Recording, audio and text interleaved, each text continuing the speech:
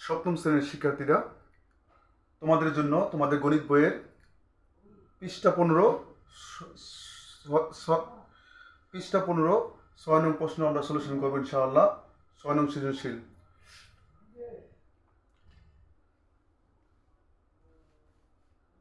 তাহলে চলো শুরু করি।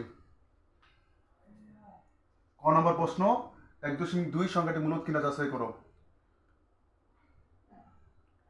লিখবো 1.2 মানে 12/10, দশমিকের জন্য 1, দশমিক পরে একটা সংখ্যা একটা শূন্য। আবার বলি, দশমিকের জন্য 1, দশমিক পরে একটা সংখ্যা একটা শূন্য। এখন 6 দুগুণে 12, 5 দুগুণে 10, 6 দুগুণে 12, 5 দুগুণে 10, 2 দিয়ে কাটা, 6/5। যেহেতু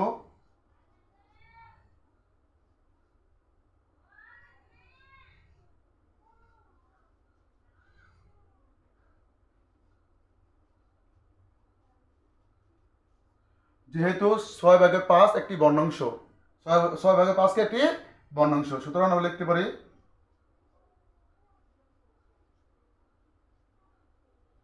1.2 একটি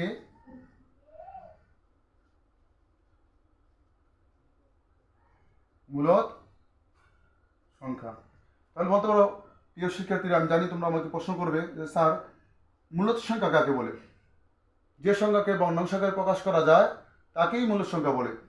যেহেতু আমাদের 1.2কে আমরা দশমিক তোলার পরে 12/10 পেয়েছি, 6 দুগুণে 12, 5 দুগুণে 10, 2 দিয়ে কাটা, 6/5। 6/5 একটি বর্ণাংশ, সুতরাং আমরা বলতে পারি 1.2 একটি মূলদ সংখ্যা। খ নম্বর প্রশ্ন, আমাদের বলছে এখানে বাগানের সমান সংখ্যক গাছ লাগানোর পর কয়টি চারাগাছ অবশিষ্ট থাকবে তা নির্ণয় করো।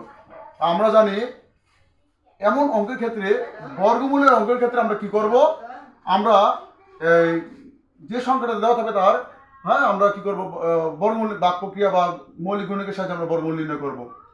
তাহলে আমরা লিখতে পারি 595টি চারা গাছ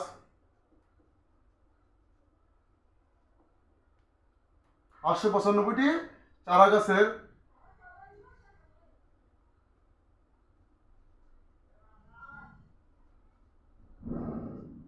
বর্গমূল হবে, বর্গমূল নির্ণয় করে ভাই, বর্গমূল নির্ণয় করে পাই।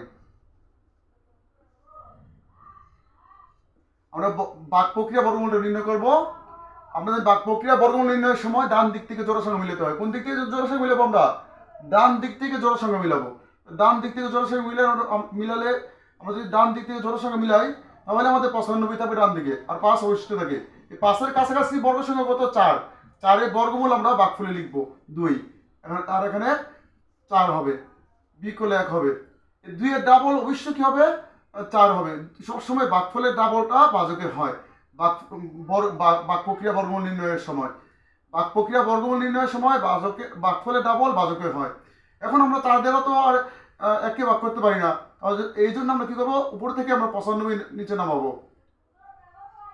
ওকে, এখন আমরা বাকফলে এমন একটি সংখ্যা লিখবো যা বাজকও লিখবো, এবং বাকফলের সংখ্যাটি দ্বারা আমরা বাজককে গুণ করব। গুণ করার পরে যেন কি হয়, আমাদের এই ভাজ্যের কাছাকাছি হয় বা ভাজ্যের সমান হয়। তাহলে আমরা দেখলাম যে আমরা 4 লিখলে বাকফলে 4 লিখলে, বাকফলে কত লিখলে? বাকফলে 4 লিখলে, বাকফলে 4 লিখলে আমরা বাজকও 4 লিখবো। এই 4 দ্বারা যখন আবার 44কে গুণ করবো, তখন আমাদের 176 হবে। 176 5 দিয়ে 5 বাকফলে 5 লিখলে আমরা 5 হবে, বেশি হয়ে যাবে, এই জন্য 4 লিখবো। এখন আমাদের থাকে কত? 19। আমরা লিখতে পারি বাগানে, সুতরাং বাগানে সমান সংখ্যক গাছ লাগানোর পর 19টি চারা গাছ অবশিষ্ট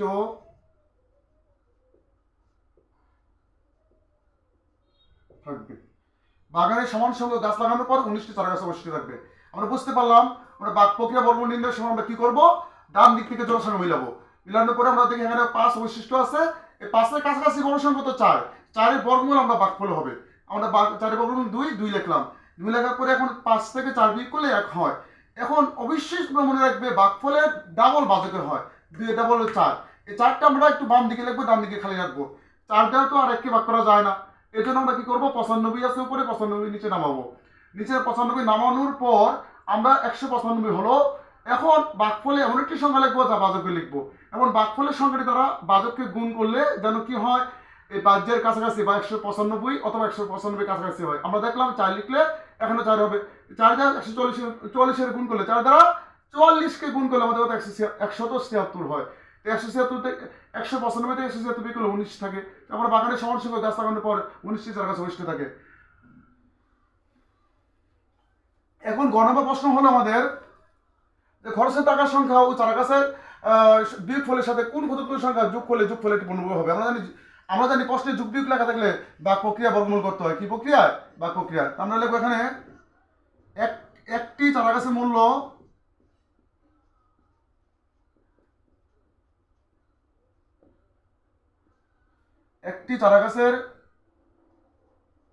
মূল্য 12 টাকা। 595টি চারা গাছের মূল্য কত হবে? বেশি হবে। বেশি হলে কি হয়? ঐকিক নিয়মের ক্ষেত্রে গুণ হয়, বেশি হলে গুণ হয়। 5 12 60 60 শূন্য 9 12 108, 9 12 কত? 108। 108 আর হলো 6 কত হবে আমাদের? 14, 14 এর 4 হাতে আছে কত? 111 আছে, হাতে আছে কত? 11। 5 12 60, 60 আর 11 কত? 60 আর 11 71, কত হয়? 71 হয়। 5 12 60 60 শূন্য 9 12 108, 108 আছে হলো 14, 14 4 হাতে আছে 11। 5 12 60, 60 আর 11 কত? 71। ওকে, এখন আমরা লিখবো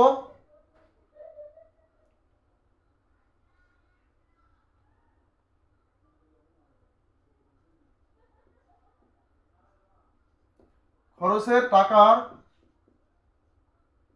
সংখ্যা ও চারা গাছের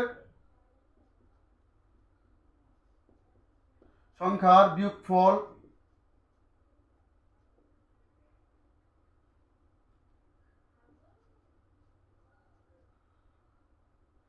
খরচের টাকার সংখ্যা ও চারা গাছের সংখ্যা বিয়োগফল কত হবে আমাদের?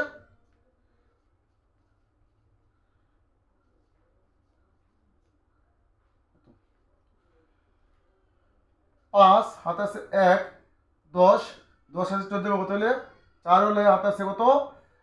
1, 6, 6 আছে 11 বোতলে 5 হলে হাতে আছে কত? 1, 6545টি হবে, 45 হবে। 5 আছে 10 বোতলে 5 হলে হাতে আছে 1, 10, 9 1 10, 10 আছে 14 বোতলে 4 হলে হাতে আছে 1, 6, 6 আছে 11 বোতলে 5 হলে হাতে আছে 1, 1 আছে 7 বোতলে 6 হলে। ওকে, এখন আমরা 500 এখন 6000 আমরা এখন এটার বর্গমূল নির্ণয় করব। 8, 8 কত? 64, 8 কত আমাদের? 64, 1। এখন 8 এটা কত? 16। আমরা এখানে 45 নামাবো, যেহেতু 16 দ্বারা 1 কে ভাগ করা যায় না। 45 নামানোর পর আমরা দেখলাম যদি আমরা এখানে 1 লিখি তাহলে কি হয়? বেশি হয়ে যায়। এই জন্য আমরা এখানে 0 দেবো, এখানে কি 0 দেবো। 0 0 0 হবে, 142 হবে। আমরা লিখতে পারি সুতরাং সংখ্যাটি কি নয়? পূর্ণবর্গ নয়। সুতরাং ক্ষুদ্রতম সংখ্যাটি হবে 80 যোগ 1 স্কোয়ার মাইনাস, ওকে, 81,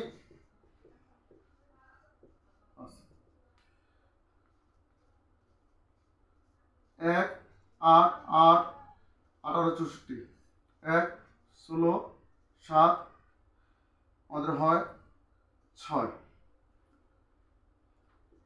661, 1 18 16, ও সরি 5 হবে 61।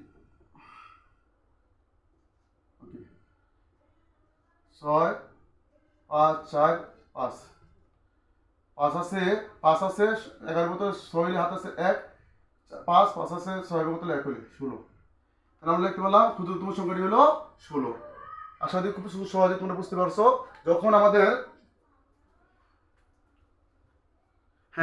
যখন আমাদের প্রশ্নে বলা হবে যে ক্ষুদ্রতম সংখ্যা যোগ করলে অথবা বিয়োগ করলে সংখ্যাটি পূর্ণবর্গ হবে, আমরা কি করব?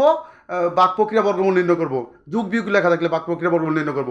আর প্রশ্নে গুণ ভাগ লেখা থাকলে আমরা কি করব?